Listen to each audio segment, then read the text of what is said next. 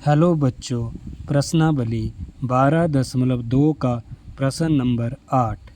एक गोलाकार कांच के बर्तन की एक बेलन के आधार की गर्दन है जिसकी लंबाई 8 सेंटीमीटर है और व्यास 2 सेंटीमीटर है, जबकि गोलाकार भाग का व्यास 8.5 सेंटीमीटर है।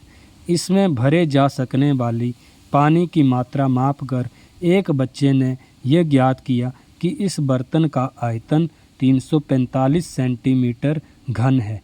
जांच कीजिए कि उस बच्चे का उत्तर सही है या नहीं, ये मानते हुए कि उपरोक्त मापन आंतरिक मापन है और पाई का मान आप 3.14 रखेंगे। तो बच्चों, क्या बोला गया है कि एक हमारे पास कांच का बर्तन है जिसके बेलन के आधार की गर्दन है, बेलनाकार गर्दन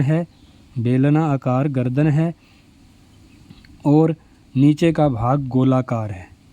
अब यहाँ पर बताया गया है कि बेलन के आधार की जो गर्दन है जिसकी लंबाई 8 सेंटीमीटर है और व्यास 2 सेंटीमीटर है, जबकि गोलाकार भाग का जो व्यास है वो 8.5 सेंटीमीटर है। तो उसका आधा करेंगे तो त्रिज्या आएगी 4.25 सेंटीमीटर। और जब हम यहाँ से बेलन की त्रिज्या निकालेंगे तो इसकी आधी करेंगे तो आएगी 1 सेंटीमीटर।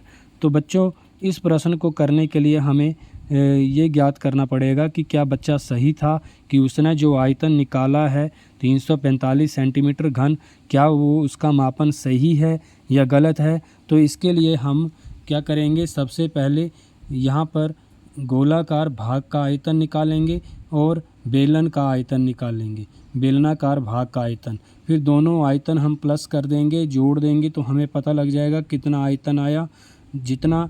फिर देखेंगे अगर वो आयतन बच्चे के आयतन के बराबर होगा तो बच्चा सही है। अगर मापन सही नहीं आया, उत्तर हमारा अलग आया, तो हम कह लेंगे कि बच्चे का उत्तर सही नहीं है।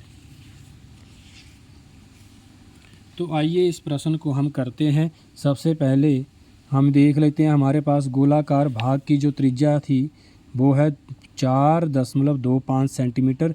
ये आपकी 8.5 को 2 से भाग करने के बाद मिलेगी।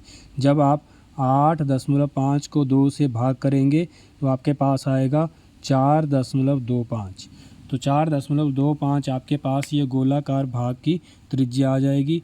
और बेलन की जो त्रिज्या रहेगी वो बेलन की त्रिज्या व्यास से आधी करनी पड़ेगी, तो बेलन की त्रिज्या हो जाएगी 1। तो सबसे पहले हमने लिखा गोलाकार भाग की त्रिज्या R1 बराबर 4.25 सेंटीमीटर, बेलनाकार भाग की ऊंचाई H बराबर 8 सेंटीमीटर, बेलनाकार भाग की त्रिज्या को R2 से दर्शा रहे हैं बराबर 1 सेंटीमीटर। तो बर्तन का जो आयतन है वो हमने पहले ही बता दिया था कि गोलाकार भाग का आयतन प्लस बेलनाकार भाग का आयतन करेंगे। फिर हम यहाँ पर गोलाकार भाग का आयतन का, गोले का आयतन का फार्मूला होता है 4/3 पाई आर क्यूब, लेकिन यहाँ हमने इसकी त्रिज्या को R1 से दिखाया तो R1 क्यूब प्लस बेलनाकार भाग का आयतन हमने बेलन का आयतन होता है पाई आर स्क्वायर एच, लेकिन इसकी त्रिज्या को R2 से दर्शाया है तो पाई R2 वर्ग एच कर देंगे, R2 स्क्वायर एच कर देंगे। फिर 4/3 गुणा पाई का मान रख देंगे 3.14 गुणा R1 भर देंगे, जो हमारे पास गोलाकार भाग की त्रिज्या है 4.25 यहाँ पे भर देंगे, उसका घन कर देंगे, प्लस 3.14 गुणा त्रिज्या हमारे पास 1 सेंटीमीटर है बेलनाकार भाग की, तो 1 भर दिया, गुणा ऊंचाई 8 है तो 8 भर दिया।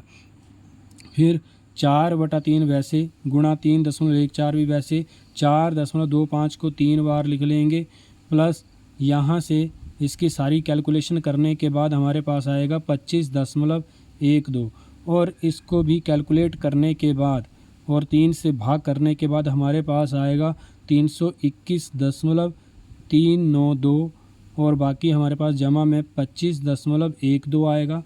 फिर इसको जब जोड़ेंगे तो हमारे पास आएगा 346.512 और इसको राउंड फिगर 2 तक कर लेते हैं, डिजिट्स तक रख लेते हैं, तो 346.51 सेंटीमीटर घन।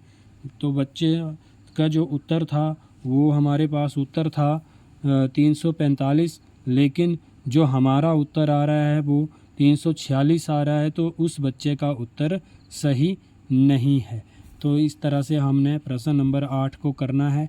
इसको आप अच्छे से नोट कर लें और इसे आप समझ लें। धन्यवाद।